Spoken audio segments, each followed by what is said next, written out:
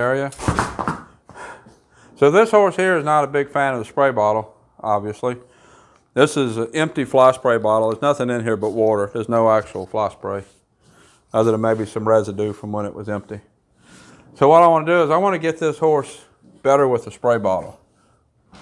What I'm going to do that, and this is why I'm using just straight water, as long as her feet are moving, I'm going to keep spraying.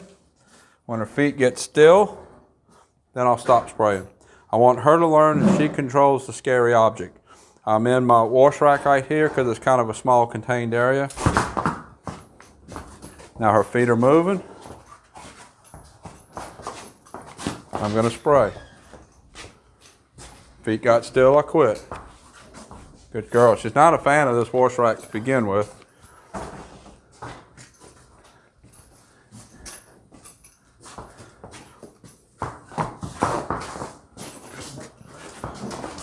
All right, let's go down here in the barn aisle.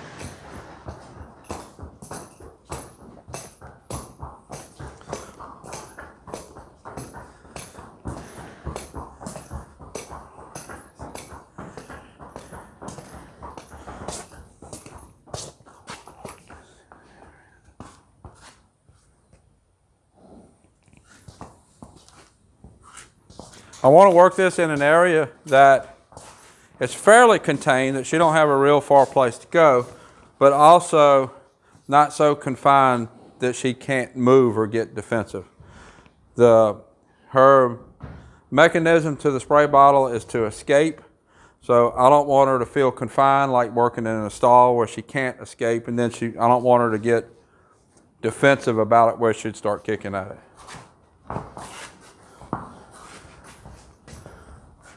And I'll stop.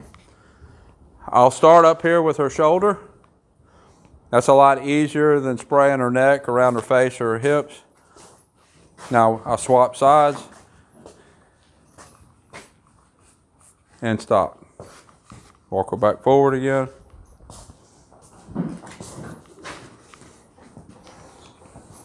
Now this horse can give me a huge reaction if I do this incorrectly. If your horse is giving you a huge reaction when you fly spray, then you need to back up and you need to work on the steps of how to get there. And stop. You need to set your horse up and do the things that you're trying to work him with in a way that can be successful and the horse can be successful at.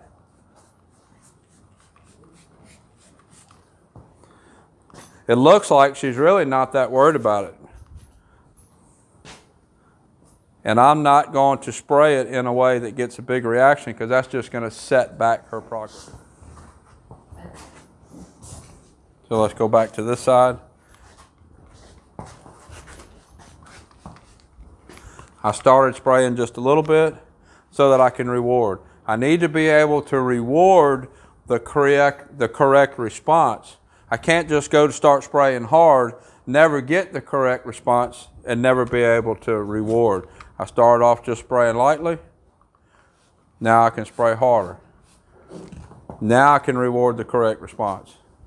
Good girl. Let's work our way back a little bit. Good girl. I want to stop the spray. I want to take the scary thing away before her feet move.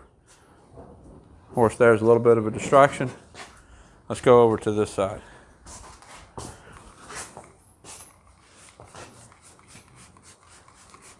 And quick. Good girl.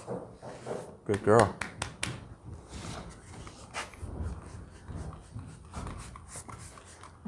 Good girl. Now you notice, after I took the scary object away, now I'm asking her to move her feet to me. Before, I didn't want her to move her feet on her own. I wanted to stop before her feet moved. Now that she's standing still, I want to move her feet after I stop. I'm telling her to move her feet. What that does, when I'm spraying her, her body is all tense, it's tight, and she's almost like bracing for that spray, almost like she's thinking it's going to hurt. And when I stop, I'm taking the scary thing away, but her body is still tense. So when I ask her to take a step or two, We're not going to go talk to Hank. When I ask her to take a step or two, that softens the muscles in her body, and then I can go start over again. They're going to get tight. We're going to move again. If I don't ask her to move her feet, every time I come back and spray again, I'm just making the muscles tighter and tighter. And move her feet. So that's how we'll be working this horse, getting her used to the spray bottle. It's just a continuous progress. Now she moved her feet, I'm not going to stop. Feet got still, I stop. Now I'll ask her to move her feet. It's just a continuous progress. Everybody gets fly sprayed when they get turned out. So she'll be fly sprayed every day, just like this, until she gets better about it. And move your feet. Good girl. Good girl. So this is KC. I'll put a link up here to some of the other videos that I've done with her. Until next time, thank you for watching.